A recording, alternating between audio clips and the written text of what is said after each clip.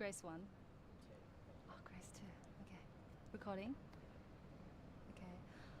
One day I was walking on the road and the old lady, she came to me and asked me if I can help her carry her grocery bags for a second, which she got like 3 grocery bags. And I said yes, like for respect to the oldie. And then she asked me if I can carry those back to her house, which is like 20 minutes work. And I say, of course, yes. So I helped him, and we arrived at the destination. And then she offered me an apple. I don't know why, but somehow the Snow White story just came out from my mind, like her face expression and her appearance, and an apple. So I said no thanks and left. That's my story. Thank you.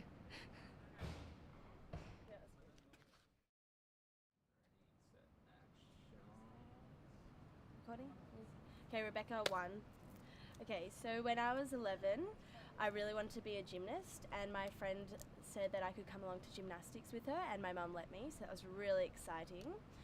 But then I was a little bit better than her, so they moved me up in a level, and she sort of had to stay behind. And as awkward as that was, it was really exciting for me because then I could go into the level where you could compete. So when I was competing, I found out that a lot of the other girls were doing Cirque du Soleil and like acrobatics, and I was like very excited for all the glittery costumes and just the acrobatic maneuvers and stuff and the performing. So then I tried out for Cirque du Soleil and I got in to their acrobatics ensemble, and I'm only 11. So then we were like training for it, and it was really exciting, and like we tried on our like jumpsuit, like a lycra jumpsuits. They were navy blue, they're gorgeous, and sparkly hair tassels. But then in one of the trainings we were just doing a simple routine, and I tore my ligament, and so my acrobatic career was over at the age of 11.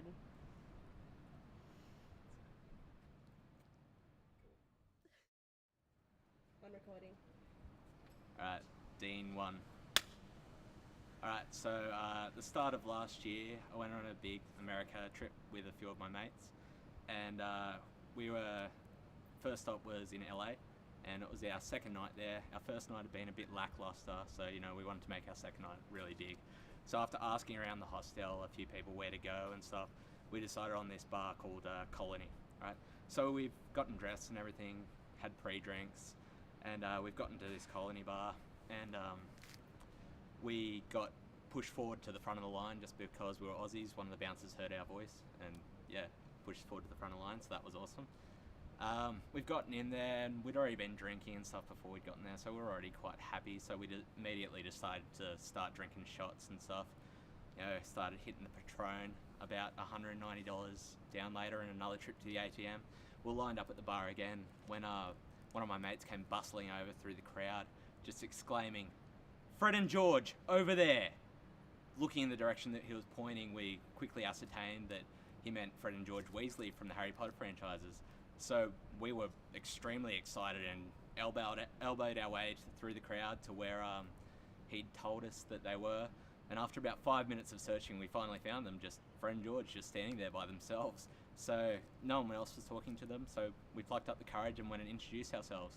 They're quite lovely, affable guys, really willing to talk and everything like that. So after talking with them, just about random nonsense for a while, we offered them a drink with us, and they declined, unfortunately.